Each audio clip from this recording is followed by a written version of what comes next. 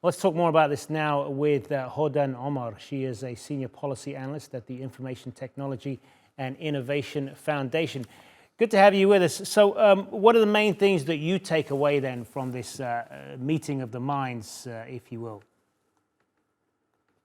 Well, I'll start by saying this forum was a closed-door event, meaning the public and the press didn't have access.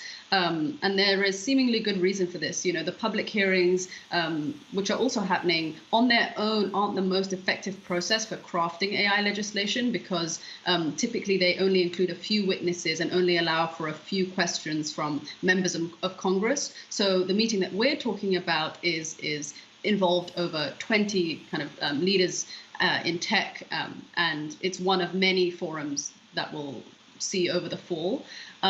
So, you know, what we know that's coming out is really just from what we're hearing in reporting. And one of the headline stories, of course, is Elon Musk talking about sort of civilization risks, which is to say that AI might take over humanity. I think that there is sort of rightful skepticism and pushback on this claim. We've actually been hearing this claim for a little while now, because AI is not currently as developed as would need to be to obviously take over humanity and cause real civilization risks. But there were other risks that were discussed in this meeting. We heard things like, or it's being reported that other people who were at this event, raised issues about immigration problems and not being able to have the talent that we need in the United States in order to propel AI forward. And other members also talked about the various application areas of AI, both positive and negative. Some of the positives were the use of AI for energy and the use of AI for healthcare. But we also, heard about the risks that might be involved, as you mentioned, like AI-enabled deepfakes. Yeah, let's talk a little bit more about the deepfakes then, because we mentioned that in the top there, bogus videos, election interference, that kind of thing. I mean, how much of a danger is this to people's access to public information and the fact that many of these videos can now be doctored so easily?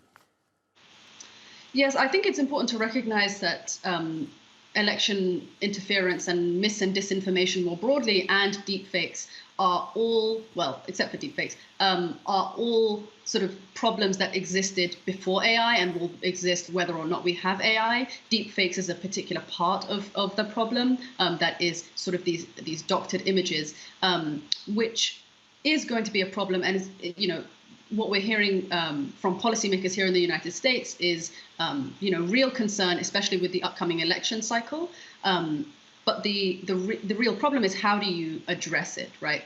One of the only ways to identify deepfakes is to use AI, because AI is the only real tool that is available to identify, because they are so hard to find.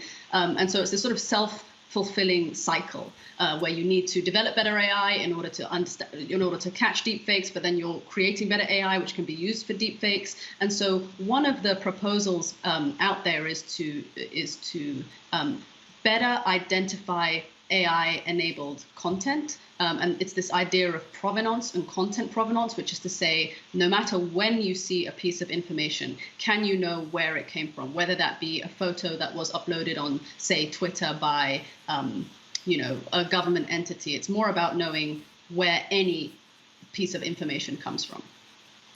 Good to talk to you, Hodan Omaar. Thanks very much for your perspective.